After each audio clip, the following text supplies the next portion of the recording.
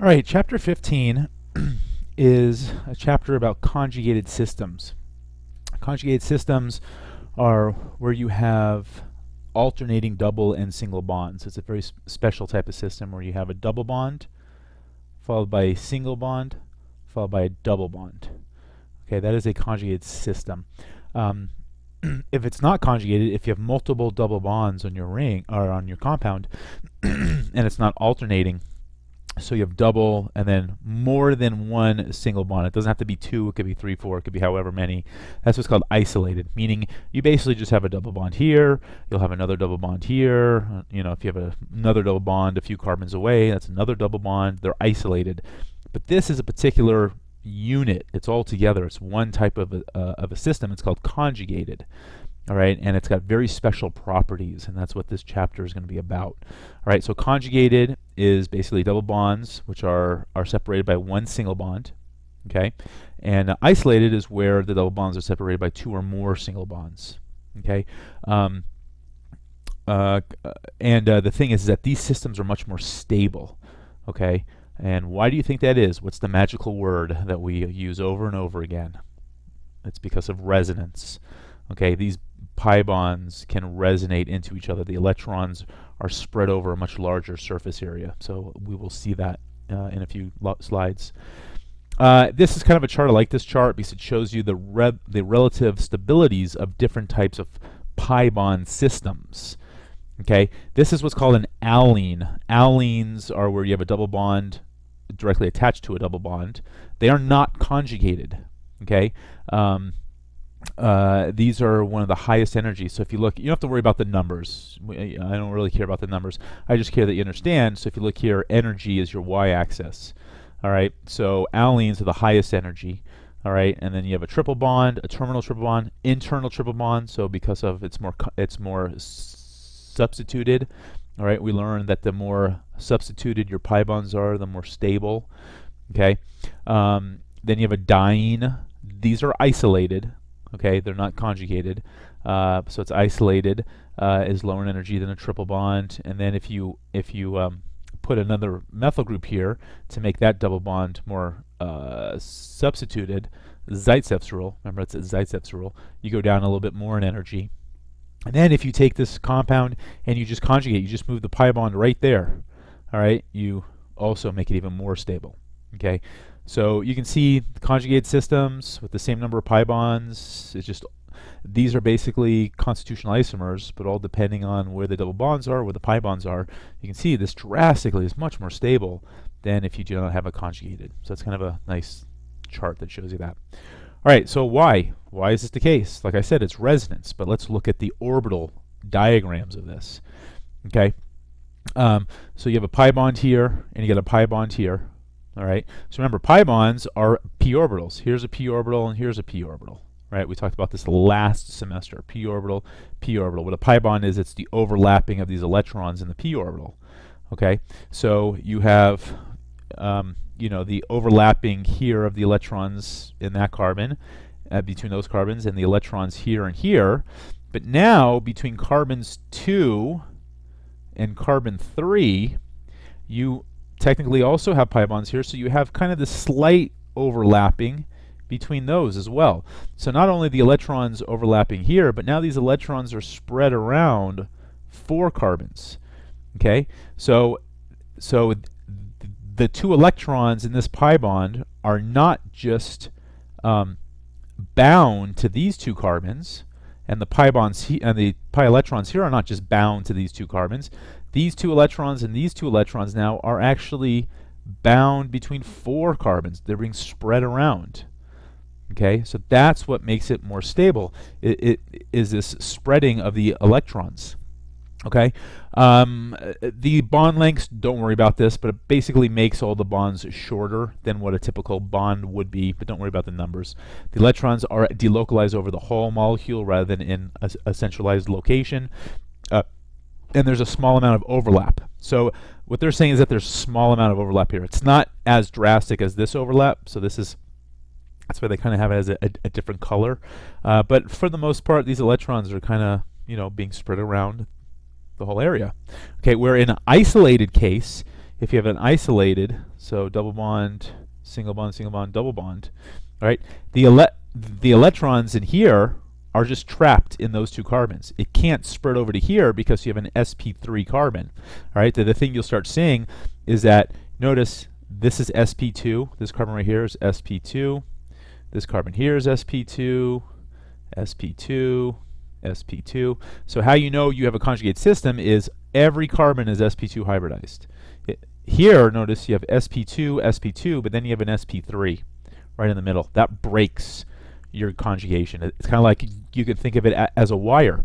Right here I have a wire where electricity is running through it, which basically it is. You have electrons moving. Okay, if you were to cut that, which is basically what you're doing here, you're preventing the electrons to travel through. Your electrons just kind of are on either side. They don't travel across the whole entire thing.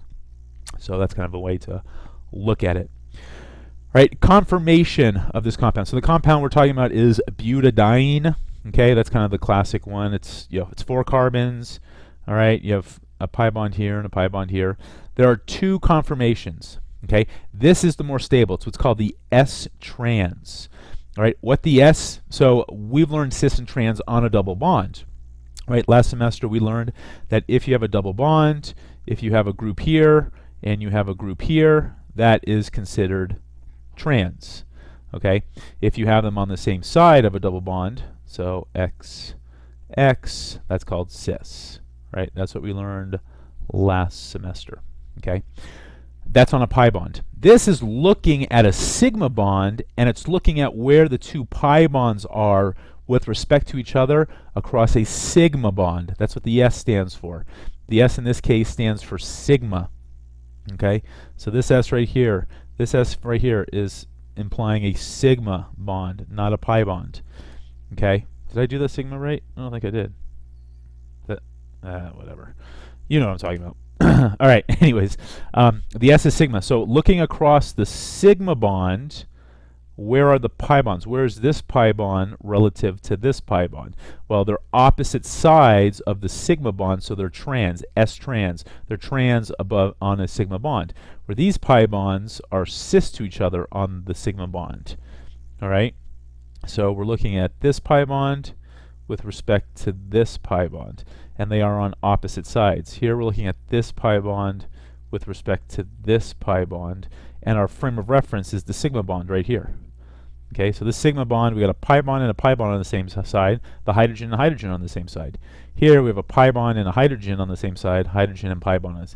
Now this is freely rotating, okay, but you can tell that this is our major product.